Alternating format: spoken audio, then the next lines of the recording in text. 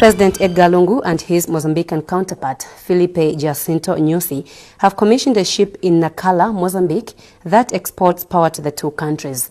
The Turkish vessel is floated on the Indian Ocean and generates 400 megawatts of power, of which Zambia imports 100 megawatts. The country will now be able to import 200 megawatts of power following the MOU signed while in Mozambique. And President Lungu says the country has lost about 2,400 megawatts of power due to poor rainfall pattern. President Lungu said this has resulted in generation restriction of less than 50%. The president urged Zambia and Mozambique to explore areas of collaboration on renewable energy within the framework of the Zambia-Mozambique Joint Permanent Commission, JPC. President Lungu was speaking this afternoon during the official commissioning of the vessel in Nacala, Mozambique. And Mozambican President Felipe Jacinto Nyusi also acknowledged that the power deficit in his country has reduced economic activities.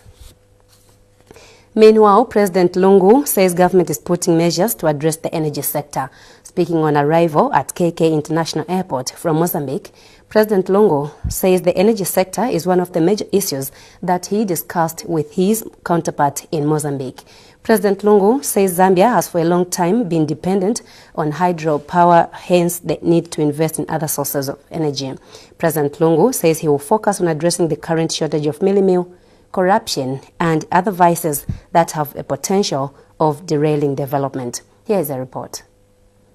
Edgar Lungu has arrived in the country after his 2-day state visit to Mozambique. The president took time to highlight the benefits of his trip upon arrival at Lusaka's Kenneth Kaunda International Airport this afternoon. Best to economic development. If you have adequate electricity, then you can develop the economy, but Zambia has been dependent on hydro, that you very well know. So we are taking emergency measures to ensure that there is no disruption as we look at our energy sources, whether we should use hydro, but I think we are looking at more alternative energy, solar and so on.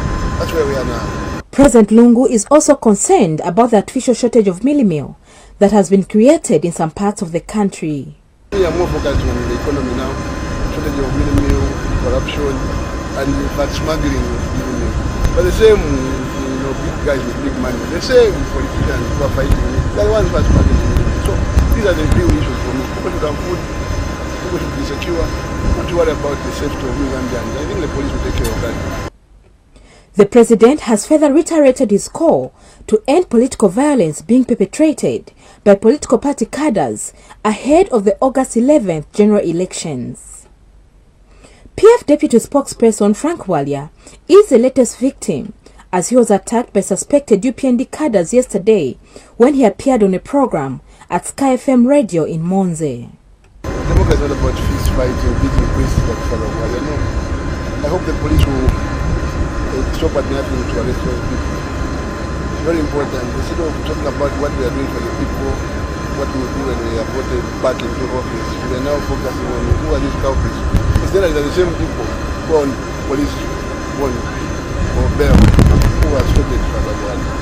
And you're not talking to the opponents of that party. Say, what are you doing about your thugs? Who beat up Father Boy? You can beat up the same cadres who are appearing in court who beat up Monga and others the other time.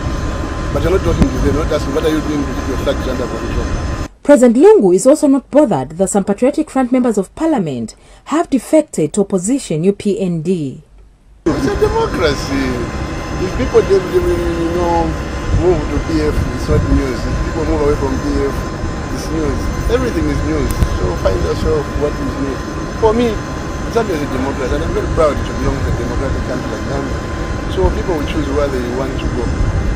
And the people will choose which group of people they want to put leadership. Ingu Tumwanza, ZNBC News, Lusaka.